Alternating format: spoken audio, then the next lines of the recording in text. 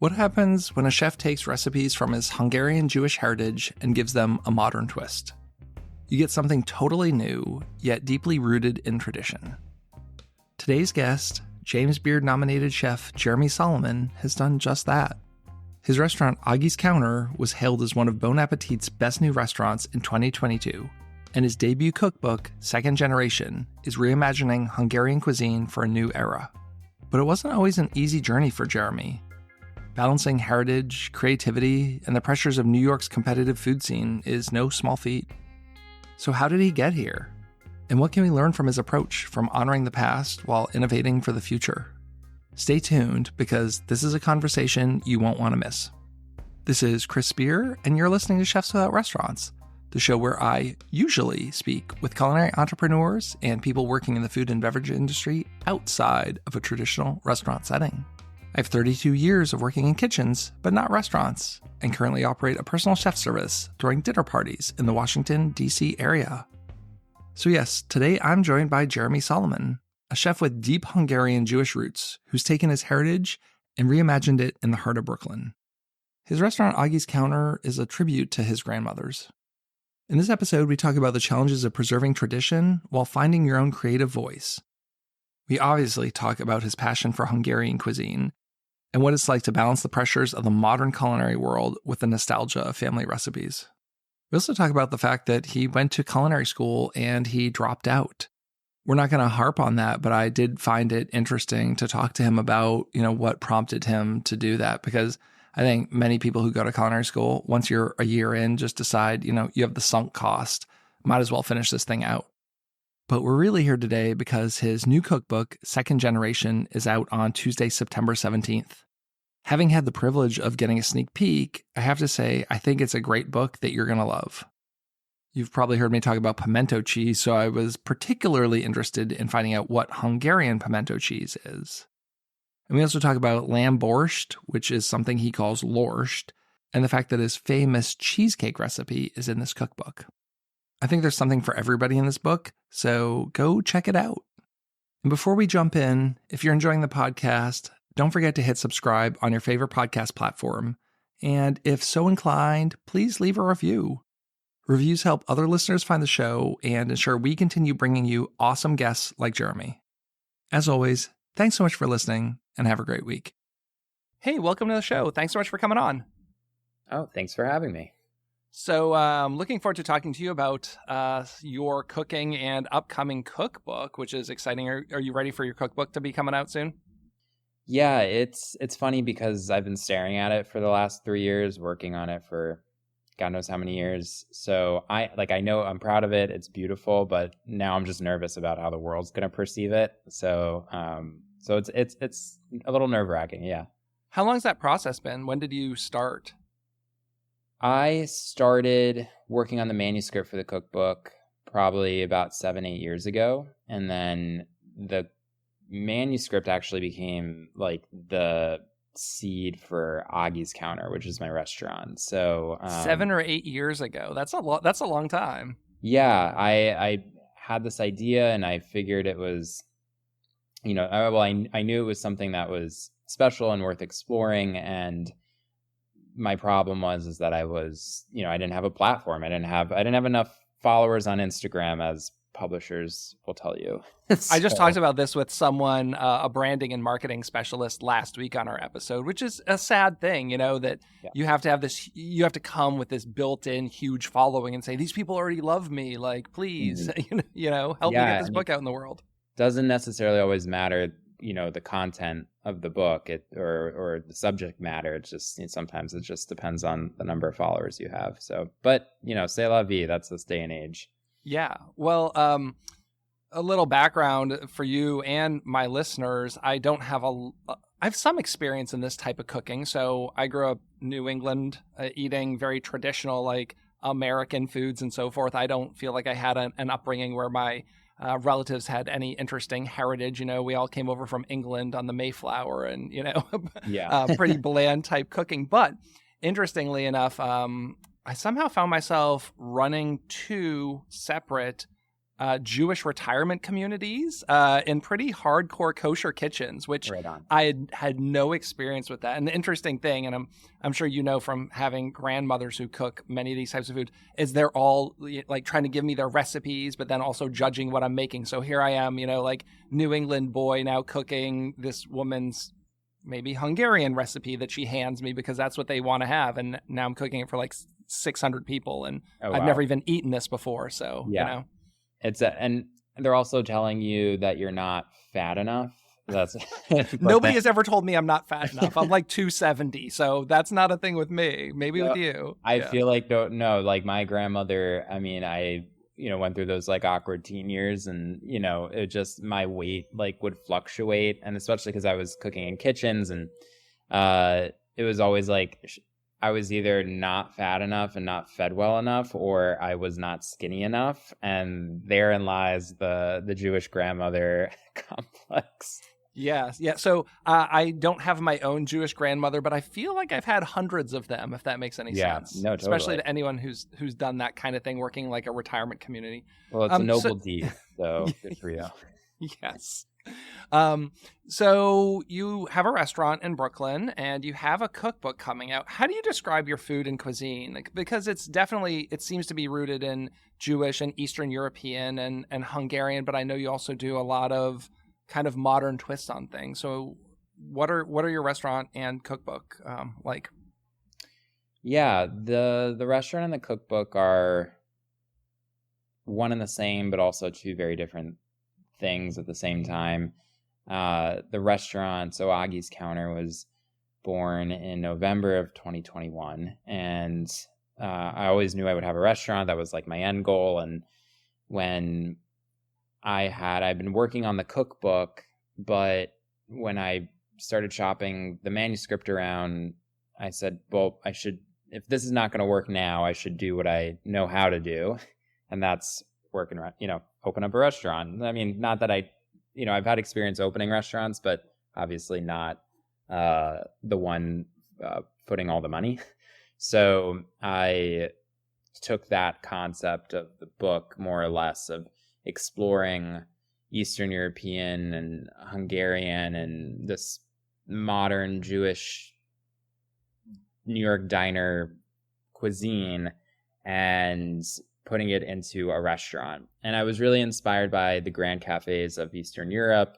I had spent a lot of time out in Hungary and Austria, and I wanted to take the concept of an Eastern European like grand cafe, downsize it, and cram it into a Crown Heights restaurant in Brooklyn. So that's how Augie's Counter came to be. When was the first time you went to Hungary? Like, did you go when you were younger, or is it more of a recent thing? Yeah, I went to Hungary I think the first time I went, I was like 7 or 8 years old. Pretty young. And I have family out there. My grandmother Aggie, her nephew, Peter, lives out there with his partner, Robert, and then his nephew, who's much younger, Ferry, and his family. So I go and I visit them from time to time. So you had one grandmother who was Hungarian. The other one, what was her background? Yeah, so Nana Arlene, she grew up in the Bronx, born and raised, and is her family is Sephardic, so it's like Jewish Greek. And same thing as Hungarians, lots of food, lots of alcohol. Family is always, at the center of attention. And yeah, so I kind of had very two similar worlds on either end of the grandma spectrum. So did you grow up in that stereotypical, like you hear all the chef stories, like I grew up with the love of cooking because of my grandmother, which I didn't actually have, but was that your experience? Like that your grandmothers had this strong influence on you in cooking? Yes and no. So Grandma Aggie was actually, she really pushed me out of the kitchen. She didn't think that a man should cook. So that was just like very difficult for her to wrap her head around anytime I had questions about food. And while I enjoyed her cooking, I think it didn't really occur to me that what she was making was really unique and special. I thought like maybe everyone had a Hungarian grandmother. I don't know. It's just I was young and naive. And my other grandmother, Arlene, was definitely the one that like made really extravagant meals. Was the Martha Stewart of the family, and she got me my first kitchen job. So I would say that she very much so pushed me into.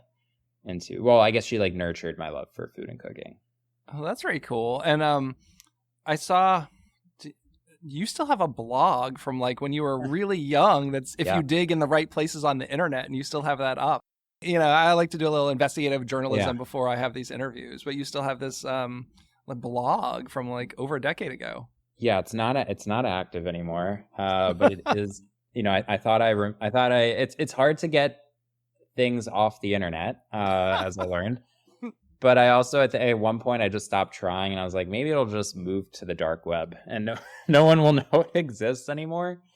Growing up in kitchens and in a very specific time of kitchens, like 2000, in the early 2000s, was a weird and bizarre time because people were also, the internet was still like in ways fresh, and maybe it still is, but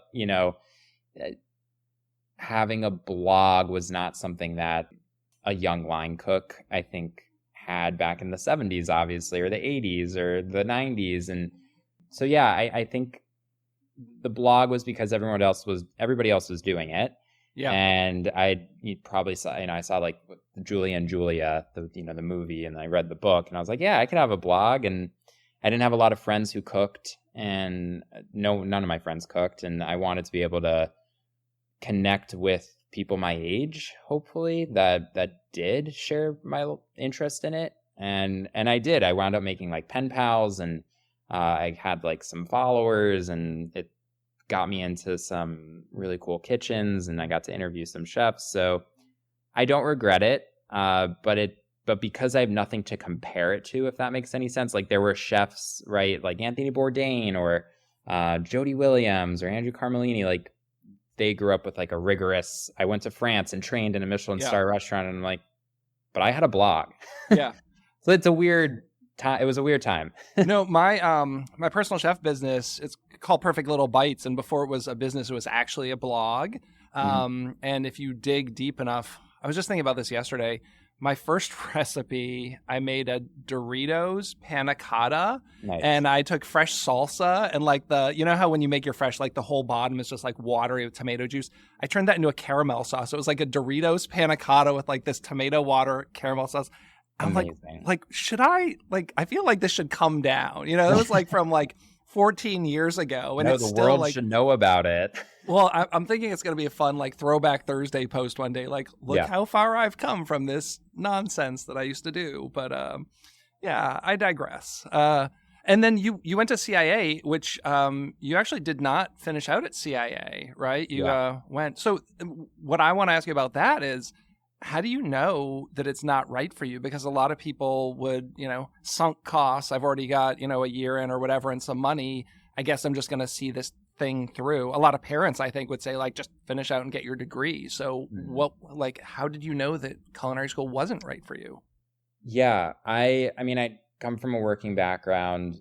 I worked in kitchens through high school. And I also, my father and my grandfather owned a pharmacy and surgical supply business. So in the summers, that's how I earned my money, and I worked behind the cash register. And I was a busybody, and I just loved learning on the job. And for all the chefs that I had worked for in Florida, all had gone to culinary school, and most of them had gone to the CIA. So it was just, I was kind of brainwashed into thinking like this was the end all be all, and I had to go to school or else I wouldn't be a successful chef. And I really didn't think twice about that. So I went, and I got through almost my first year, right up until my externship. You go they send you out into the real world. And while a lot of peers went to go on and work in hotels or resorts or cruises, I really wanted to work at a restaurant called Prune, a very small restaurant in the East Village at the time. And So I left to go there, and I fell in love with it. And I didn't like, my dream was to always work in New York City, and I was there, and I was, not really making any money, and lived in literally a shoebox. My bed took up the entire room, but I loved every second of it. As like a 19-year-old, you were just, I don't know, everything. It was just so fresh and new. So I had done some listening to a radio show that had Andrew Carmelini on it, and he was talking about whether to go to culinary school or not, and he wound up through this radio show solidifying my decision to not go back. The power of radio, folks. Here we are on a podcast. Maybe this will inspire someone to drop out of culinary school. Yeah. Right? just as the school year is getting ready to start. No, it's hard. I mean, I went to Johnson & Wales. I went for 4 years. Mm-hmm. It was really expensive. I've talked a lot about that. And, I graduated in 98, so it was a number of years ago, and things were very different. And people say, would you do it over again? And, it's hard to look at that. But in today's day and age, I don't think I'd recommend it. Now, it might be the right fit for some people. Sure. But if I was graduating from like high school today, I think there's a lot better options for me that I would, instead of pursuing culinary school. Yeah, just to reiterate, it's definitely not, it's made for some people, it's not made for some people. And it just really, like, if you were going to go be a manager or a chef, like in a hotel or maybe like in a resort, I don't know, like there's different people respond to school differently. So I feel just for me, it just wasn't in the cards, but yeah, I also had to literally pay the price. And that was paying off my student loans for another 12 years. So. Oh yeah. I've been there. Many of my listeners have been there. But New York City, I've never worked in New York, but I can't imagine a better place. Like if you're looking to really learn to be a cook and a chef, I mean, if you're in New York City, I think you're gonna learn what you need to do. Yeah, it was just really was. I felt like I owned the city, and maybe a lot of young cooks kind of feel that way, but just everything is, it's so fresh, and you're big-eyed, and there's all the old cookbook stores here, and there's JB Prince, that kitchen store that's like all the way on top of a skyscraper, and like you have to take the secret elevator to get there, and the mecca of food supply stores. Yeah, right? And you're running around to different spice shops because the chef told you, hands you some pocket money, and you're running through the streets. I don't know, that was my experience. So I loved every second of it. Yeah. So how does that move into you opening your own place, which is a huge undertaking? And you said 2021. So I'm not going to say post-pandemic because we were still very much in it, so the process of getting a restaurant open in a very weird time in probably one of the most expensive cities in the country and all of that. How did opening a restaurant come about? Yeah, it's all blur. So parts of it are blur for sure, but it's a long story. But the synopsis is that I had moved out to Los Angeles actually prior to 2021, and to be with my boyfriend. We were doing long distance at the time, and I spent about 2-3 years out in LA, and I just kept telling him, I need to go back. That's where I love New York. That's where my heart is. And when I go back, I need to open up a restaurant. And the pandemic had just started, and I think everybody was, like everybody was doing, you're, kind of just sitting on your hands and thinking about life. Lots of free time. So I said, well, I might as well just start piecing this business plan together a little bit more seriously. And so that came to fruition. And then also the financial part of it, I had no clue. I mean, I had some savings, but I really, a restaurant could take hundreds of thousands of dollars to open, even millions. And so I decided to just turn to the people, and I launched a Kickstarter, which is a little unheard of for a restaurant. It's rare. I've supported a couple of those, but you don't see a lot of them. Yeah, Kickstarter or these sort of crowdfunding websites are made for, things that are more tangible, like that'll get shipped over the country, like a game or send me a cookbook. Like I've backed some cookbooks on Kickstarter.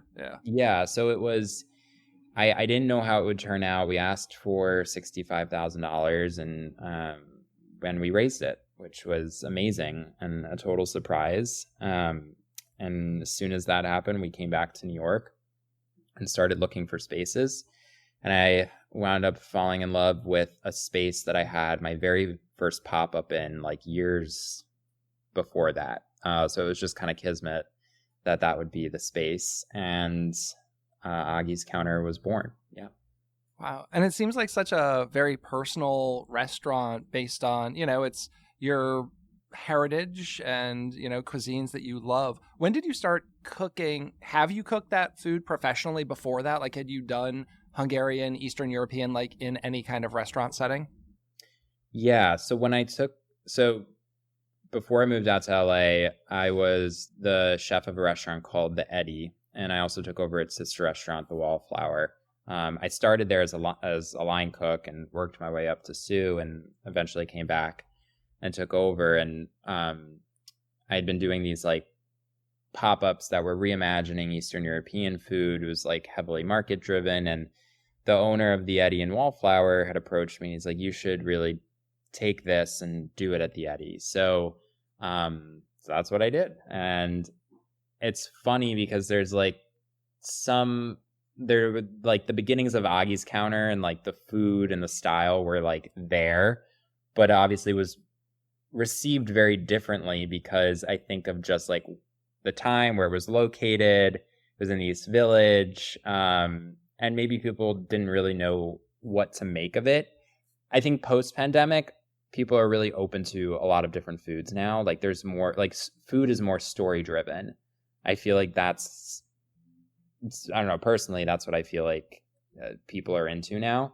So, it's fantastic. So I feel like my type of cooking is maybe more, like people are more open to it now. Well, and New York is unlike any other city, probably anywhere in the world, but especially with the variety of food. But, for so many years, obviously in this country, it seems like we've been, the cuisine's been French and Italian, and then, a lot of Asian, Chinese, and then like Mexican, but you didn't see as many, at least not in my travels and where I've lived, so many of these kind of European, Hungarian type restaurants. Is that new-ish to the New York City area as well? It's interesting because it isn't, but it is. I think in the way that I'm presenting it, it is. I mean, Eastern Europeans have been in New York City since the dawn of New York City, and sure. Little Hungary and little like Ukraine, and there's the whole Polish area, and it's just it's everywhere here. There's an entire festival dedicated to borscht and latkes. So it's pretty niche. Yeah. So it's a part of the fabric of New York City, but I wasn't seeing chefs approach this food in a different light, which I was questioning why that was. So I don't like to use maybe you can use the term. Your food is modern? Would you say like modern versions of it, like taking the classics and then maybe really focusing on what's fresh and local in the market, maybe incorporating a different technique or something? And I guess, is this food that your Hungarian relatives would recognize as Hungarian food? No, the answer is no. And that's okay, because I don't claim to be authentic or traditional. People will always get Hungarians or older. Usually it's an older generation, or older Jews come in that want to experience something, nostalgic, and they want to relive a certain very specific memory. And while that's beautiful, that's not something I'm here to do. And they want that authentic, that taste and exactly what their grandmother made. And that's not what I'm doing. It's inspired by, and I stretch it and I pull it, and it takes us in different directions. So yeah, sometimes it's a hard line to walk. What are some of those favorite dishes of yours that are clearly inspired by, but also have an interesting twist? It's all kind of mashed up, so it's hard to pick one. But I guess like the semolina dumplings on our dinner menu, that was a recipe that my grandmother had made, and they weren't, they were very like rustic shaped dumplings, but they were very airy, and she had them, and she would serve them next to like braised chicken or goulash or some sort of stew. And I wanted to take those dumplings and make them the center focus of a dish. And so I had to rework the recipe to make them even lighter and more perfectly round, because that's how I imagined, that's how I wanted them to be. And we kind of changed the sets up, and there's been a version with like cured egg yolk and crispy chicken skin, and we've had a bunch of really different beautiful cheeses with it, and shaved Romanesco squash. And so yeah, I took something that was traditional in one sense and nostalgic to me, but I made it the main focus and also changed up the dish entirely. Like, it wasn't just a side companion anymore. It was the main star of the dish. Well, a lot of that home style cooking doesn't really translate well to a more finer dining kind of experience either. Because I've tried to do the same thing. Like some of the dishes I grew up with, and you're like, that's kind of ugly brown food, and it's, not a lot of fresh produce. My mom had recipes where we're using canned mushrooms. It's like, why would anyone use canned mushrooms? Like, even just get button mushrooms at the grocery store. But Sure. so many of those recipes. So taking some of those dishes that I loved as a kid and making them a little more chefy, I guess, if you will. Also, Hungarian food isn't like, it can be like brown food. A lot of it is. It's delicious, but it's like this braised, very heavy food. And I actually remember the late Mimi Sheridan had come into the Eddy, and she said, it was in the middle of summer, it was July. She used to be a food critic, and she was like, I don't know how old she was at this point, maybe like in her 80s. And she had asked me she goes, I came here because I heard that you make Hungarian food. And I was actually in the dining room talking to her, and I said, well, no, it's inspired by. And she goes, well, too bad, because I came here in the middle of July to eat a veal goulash, which would be essentially like this like heavy veal type thing. Yeah. Stew in the middle of when it's like 100 degrees outside. And it was just like, this is why I don't prepare it, because it's just that's not relevant now. Like, that isn't relevant. It's not seasonal. It doesn't make sense. Like, I want something light, maybe chilled borscht, but not like a heavy stew. Right. So it was just, it was I think a great way to present the conundrum that has plagued me on and off throughout my career. So I guess one of the big things is you have a cookbook out, and I'd love to talk to you about your cookbook, since that's going to be rolling up on us soon. So tell me about the cookbook, which you said you started like 7-8 years ago, and here we are in about a month.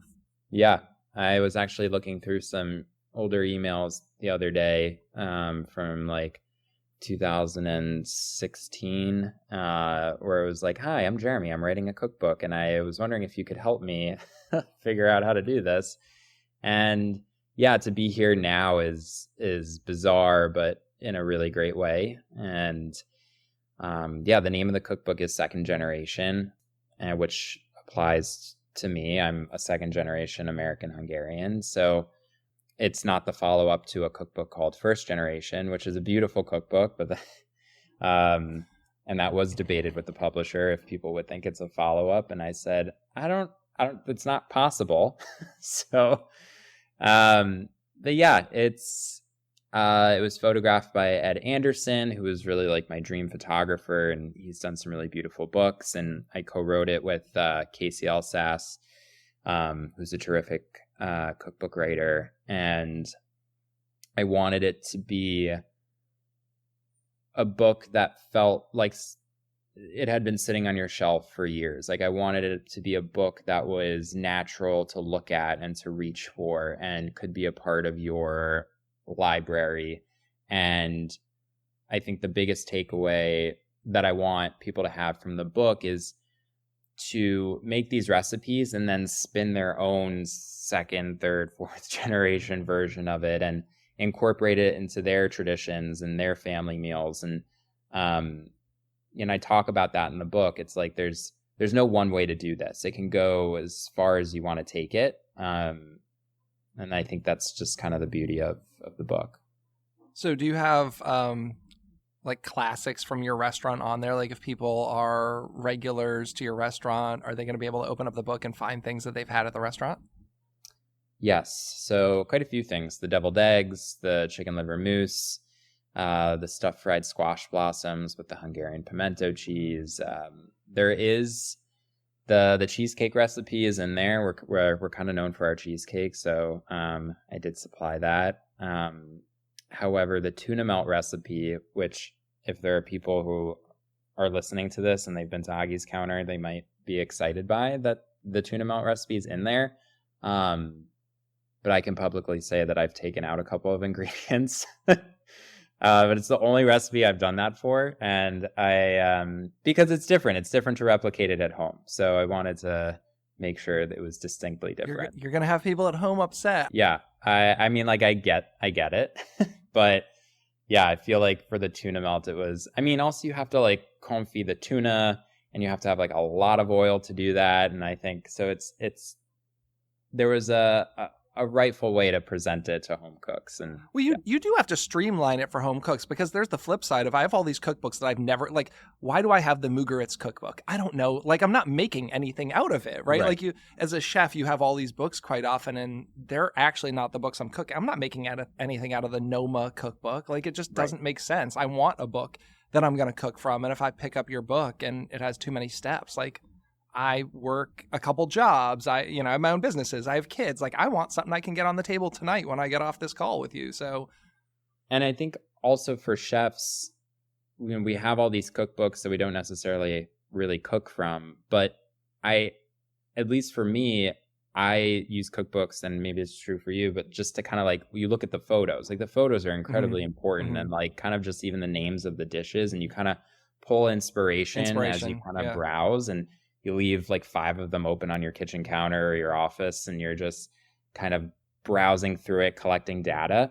And that was really important to me when I made the book, because I wanted it not just to resonate with home cooks and these second generation, grandkids or, people that were families, but I also wanted chefs to be able to like open it and be like, okay, I see what he's doing. Like, there's like, I can look at this too and pull some inspiration from it, not necessarily have to cook from it. So I approached it from that chef perspective as well.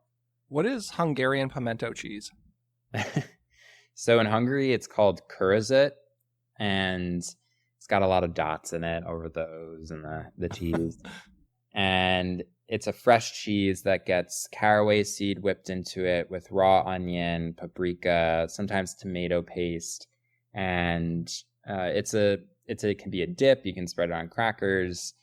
So I grew up spending my summers in the South, and I ate a lot of pimento cheese. So I thought this would be a really cool mashup. And so I made my version of kurizit, and you can eat it with a bag of Ruffles, or you can pipe it into some squash blossoms and fry them, and they're so good. I love that. I'm a big pimento cheese fan. I'm in Maryland now, which is kind of the South-ish. So it's like, I feel like every place, or many of the places I like, have a version of pimento cheese. So I always have a version on my menus, and sometimes it has kimchi in it. Sometimes it has like giardiniera in it. Sometimes I smoke the cheese myself. So I'm always looking for a new pimento cheese to eat. So I think I'm going to have to check that out, because I've never heard of that or had it before. Yeah, you'll have to give it a try.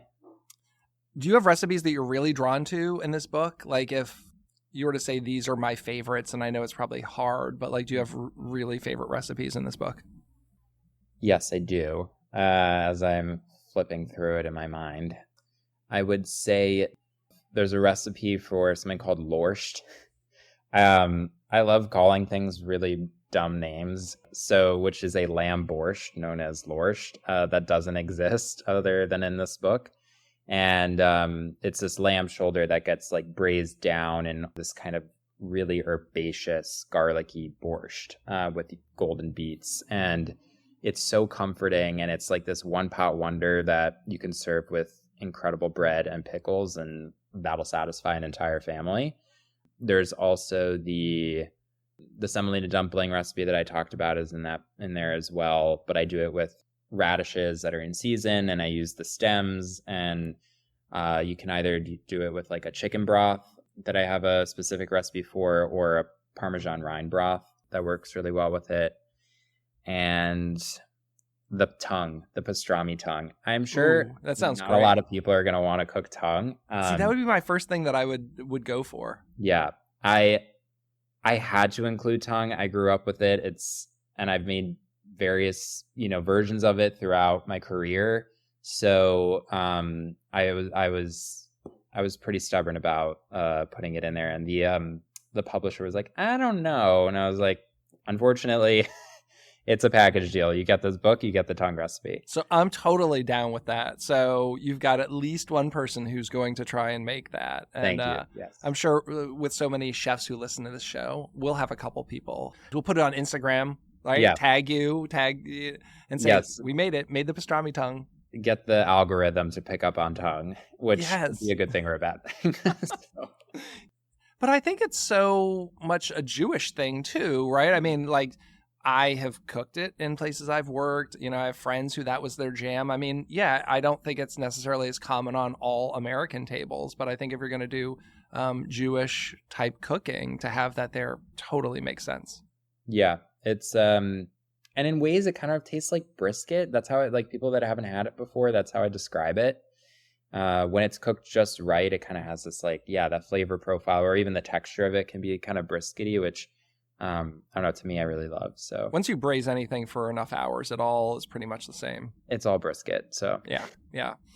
From the technical standpoint, how hard was it for you to write a cookbook? Because a lot of chefs, we wing things, or you even have like a basic recipe that your cooks can follow, but to have a cookbook that is, you've got to test the recipes. And I know you've worked with people. How did you find that process to be? Yeah, it was kind of a shit show. I'm not going to sugarcoat it and be like, I'm great at math and converting, and it was so natural for me to always write down recipes. No, it was god awful. And in ways it made me much better at writing recipes now and keeping track of them, and I learned a lot of lessons from it, but it was definitely a curveball learning wise on how to, especially to write it for a home cook. But I had my grandmothers read it. I had my mom read it. I had their friends read it. I bought like ingredients for different people, like friends of friends of friends, and they made it with their families. And they would report back to me on how it came out. And so definitely a lot of labor went into making sure it was accessible for the home cook. Are there any ingredients in either your recipes or Hungarian cooking that are harder to find? Maybe like if you're not in a place like New York City where we can get everything. I mean, obviously you can get stuff on Amazon, but are there traditional Hungarian ingredients that are a little more challenging? Yeah, well, I mean, paprika, which is so readily available in any grocery store. And probably mediocre in many grocery stores. Yeah, it's not really paprika. I mean, it is and it isn't. The stuff from a grocery store, I think what people don't really know is that paprika has a very distinct flavor. It's this really robust, beautiful flavor and color. It's just like unlike any other spice. And when you get high quality paprika, it really does make all the difference. And you're supposed to toast it for like 10 seconds, even in its ground form. And a lot of people don't know that. And they use it so it kind of falls to the wayside as this garnish on your mashed potatoes at Thanksgiving. Deviled eggs, just a little shake, right? That's what makes them deviled. You just put a little paprika on there and it comes out of this. If it's still in a metal can, it's too old. That McCormick metal tin, your grandmother's had that for 20 years. Throw it's that no out. Good anymore. Yeah. Don't risk it.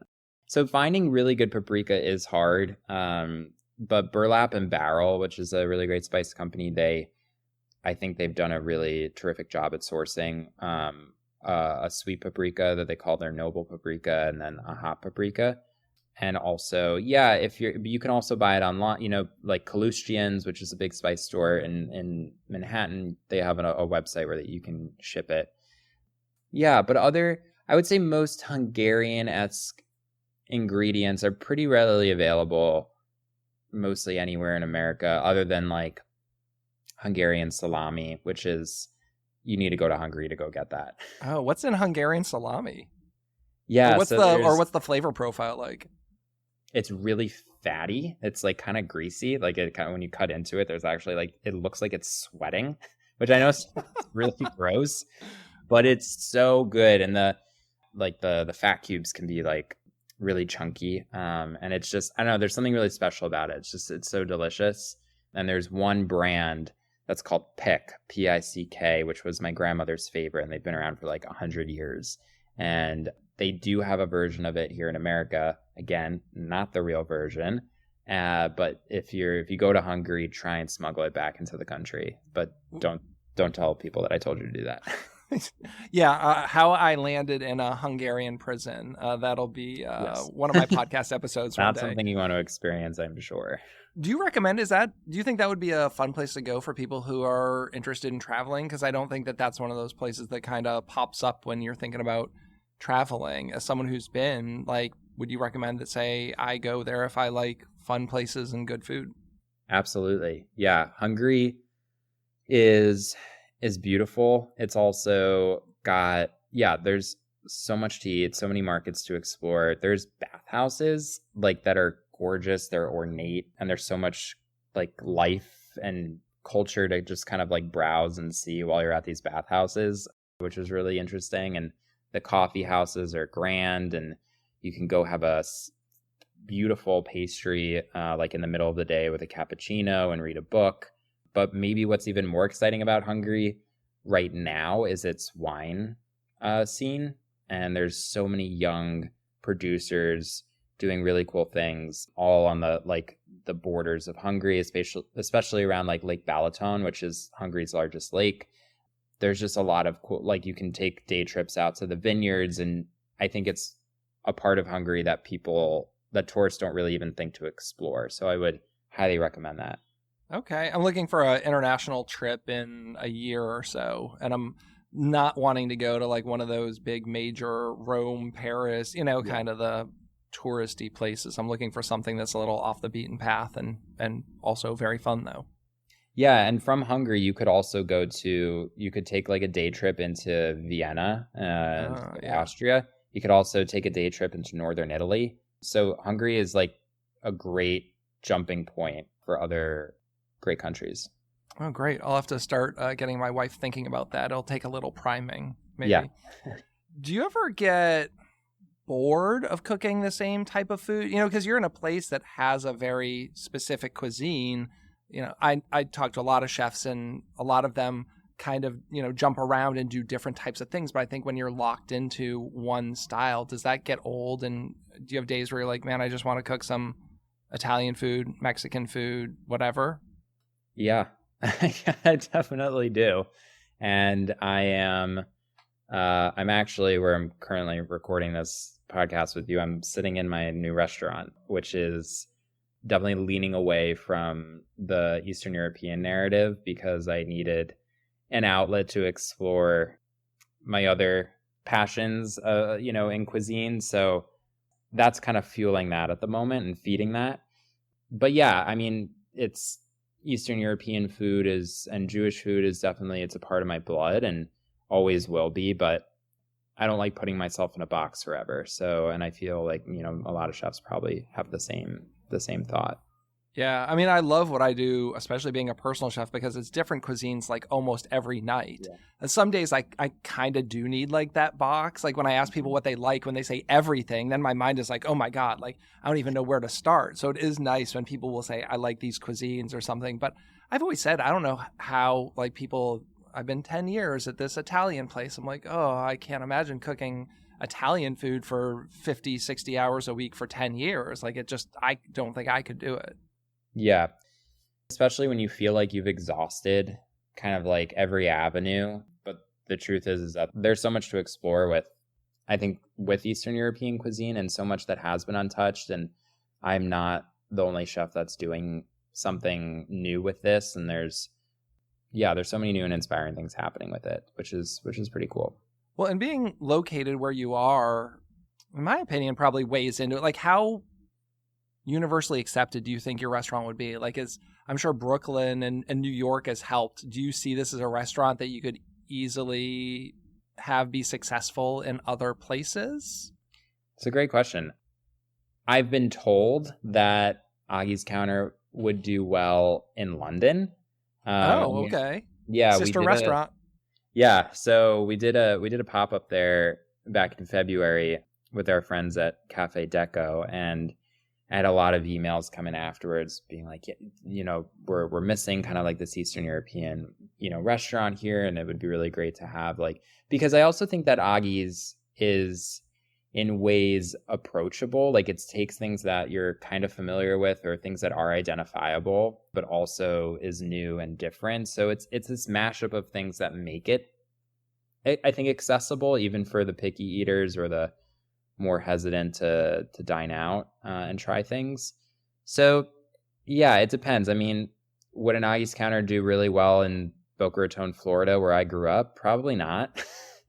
Even though it's like, you'd think all the old people would come and eat it, but things have changed so drastically over there. It's so much more, it's younger now, but it's a different kind of young than like a New York City young. So I don't know if that makes any sense to listeners, but I think it would really depend. What have we not talked about that you want to share with our listeners today? I mean, the cookbook comes out on September 17th, and you should get a copy. I love it. Well, I will link everything in the show notes, as I always do. People will be able to easily find the book. If they're not following you online, I'll direct them to all of your social medias, and they can check out said delicious-looking food. Fantastic. Well, thank you again for your time and for having me. Oh, you're welcome. Thanks for coming on the show. And to all of our listeners, this is Chris with Chefs Without Restaurants. Thanks so much for listening, and have a great week. You're still here? The podcast's over. If you are indeed still here, thanks for taking the time to listen to the show. I'd love to direct you to one place, and that's chefswithoutrestaurants.org. From there, you'll be able to join our email newsletter, get connected in our free Facebook group, and join our personal chef, catering, and food truck database so I can help get you more job leads. And you'll also find a link to our sponsor page where you'll find products and services I love. You pay nothing additional to use these links, but I may get a small commission, which helps keep the Chefs Without Restaurants podcast and organization running. You might even get a discount for using some of these links. As always, you can reach out to me on Instagram at Chefs Without Restaurants or send me an email at chefswithoutrestaurants@gmail.com.